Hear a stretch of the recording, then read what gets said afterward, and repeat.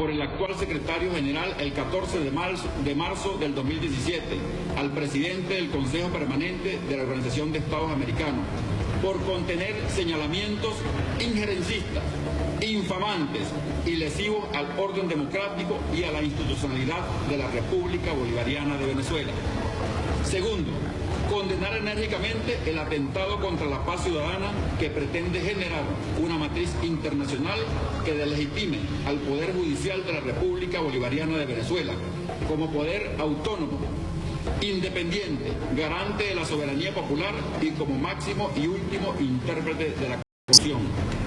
Tercero, atender como Poder Judicial las acciones formuladas por el resto de los poderes públicos y el poder popular para defender y hacer cumplir el orden jurídico y garantizar la paz del pueblo venezolano. Cuarto, exigir al actual secretario general respeto al diálogo político permanente que se viene desarrollando en la República Bolivariana de Venezuela, al funcionamiento democrático institucional y a la paz ciudadana. Quinto, respaldar la política exterior del Estado venezolano en la defensa irrestricta de la institucionalidad democrática y exhortar al Ejecutivo Nacional para que ejerzan todas las acciones nacionales e internacionales a los fines de garantizar el respeto de la Constitución de la República Bolivariana de Venezuela y la soberanía nacional.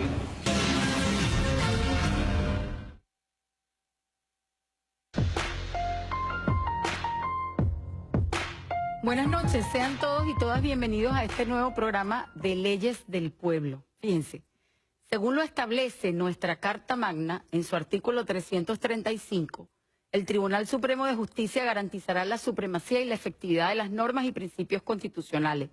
Será el máximo y último intérprete de la Constitución y velará por su uniforme interpretación y aplicación. Las interpretaciones que establezca la Sala Constitucional, eso es muy importante que lo recordemos, sobre el contenido o alcance de las normas y principios constitucionales son vinculantes para las otras salas del Tribunal Supremo de Justicia y demás tribunales de la República. ¿Por qué comenzamos con el artículo 335 y abrimos además con la explicación que nos da el presidente del Tribunal Supremo de Justicia? Porque vamos a analizar en detalle los alcances de las sentencias 155 y 156.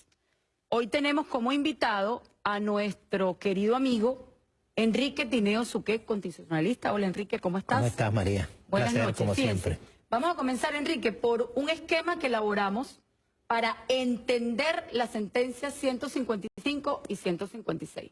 Ustedes lo van a ver en su pantalla a continuación.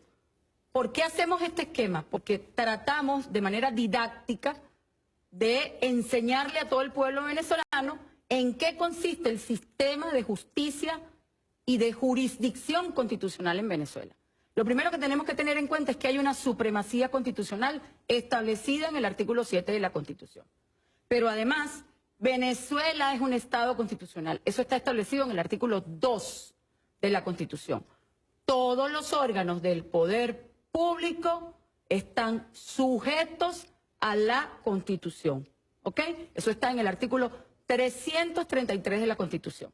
Pero además, la jurisdicción y la justicia constitucional están establecidas en los artículos 334, 335 y 336. ¿Quién ejerce o quién defiende o quién garantiza o quién es el guardián de esa supremacía constitucional? La Sala Constitucional de la República Bolivariana de Venezuela, del Tribunal Supremo de Justicia. ¿Qué debe hacer esa Sala Constitucional? Esa Sala Constitucional, en un caso como el que se ha presentado frente al desacato continuado de la Asamblea Nacional, está en la obligación de proteger el sistema político y la democracia en Venezuela. Frente a la omisión legislativa por el desacato, la Sala suple temporalmente y accidentalmente, esas palabras son muy importantes que las recordemos, esa omisión legislativa en la que se encuentra la Asamblea Nacional. Hecha esta pequeña explicación, vamos a entrar en materia con el doctor Enrique Tineo.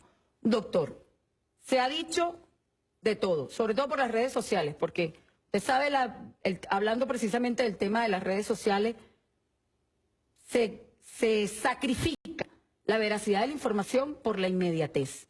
Entonces, ha corrido de todo por redes sociales. Es cierto que el presidente Nicolás... Bueno, se ha hecho de todo, pero con esta explicación que tú acabas de dar, pareciera que ya se podría culminar. No, hay mucho que deshojar, doctor. No. Bueno. Mucho que deshojar, mucho que deshojar. No, el presidente es el que gobierna en Venezuela, porque Venezuela es un régimen presidencialista. En la misma forma lo es los Estados Unidos de Norteamérica, Colombia, Ecuador, Chile y muchos otros países. Ese es el régimen presidencialista. O sea, no gobierna el Parlamento. Hay países donde gobierna de manera conjunta un primer ministro con un parlamento, y hay otros países que es más complicada la cosa porque hay un rey. Una monarquía. Y hay un parlamento. Y entonces hay un primer ministro. Entonces ellos tienen su sistema. Eso no es que no es democracia, sino que es una forma de gobierno dentro de las diversas formas de la democracia. ¿Por qué entonces se dice, por ejemplo, Luis Almagro, el secretario general de la OEA, que el gobierno se dio un autogolpe y que se rompió el hilo constitucional, como tratando de generar las condiciones para la aplicación de la Carta Interamericana, que hace escasamente 3 días no pudieron aplicarla porque ningún país lo acompañó? En lo atinente a eso de las redes, a esa virtualidad que son las redes, hay que tomar en cuenta el problema lingüístico. Se ha creado una serie de conceptos que no tienen nada que ver con la realidad política. No existe el autogolpe, no existe el golpe parlamentario. Me vas a disculpar el ejemplo, no existe un golpe al señor de la carnicería. El único golpe de Estado que existe es el derrocamiento del presidente de la República, es el derrocamiento del gobierno por un acto de fuerza. Como hizo Carmona, por ejemplo. Eso es un golpe de Estado. Entonces se ha venido creando una serie de términos, de expresiones lingüísticas vagas, indeterminadas, difusas, que si autogolpe, que si golpe parlamentario, que si golpe de arriba, que si golpe de jirafa, etcétera, etcétera. Eso no existe. Eso es una vulgar manipulación mediática. ¿Cuál es el problema? Que el presidente de la República, en un régimen presidencialista como el nuestro, es el que representa al Estado. Y un diputado representa a un Estado, vamos a llamarlo, a una provincia, a una entidad federal. Okay. Eso es un poco el sistema federal, el gobierno que Venezuela tiene. Bien, entonces, ¿podría un diputado, podría un concejal representar internacionalmente a la República? No, porque estaría usurpando funciones. Constitucionalmente, quien representa al país es el ciudadano presidente de la República. Casualmente, esto está en íntima conexión con la Carta Interamericana Democrática, que en el artículo 17 y 18 dice que se activará los mecanismos de diálogo a solicitud o mediante autorización del presidente de un país miembro que considere que su institucionalidad democrática, que el gobierno que él representa está en peligro o está amenazado. Entonces, veamos las cosas en realidad.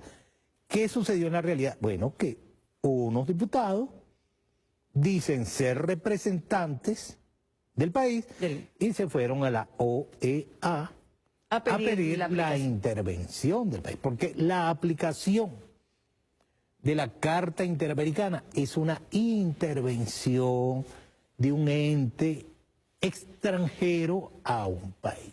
Que además puede aplicar medidas de carácter no militar e incluso medidas de carácter militar. No me lo cuente ahorita, porque tenemos hacer este corte y seguimos deshojando la margarita porque hay mucho que explicar esta noche. Muy bien, muy bien. Ya regresamos.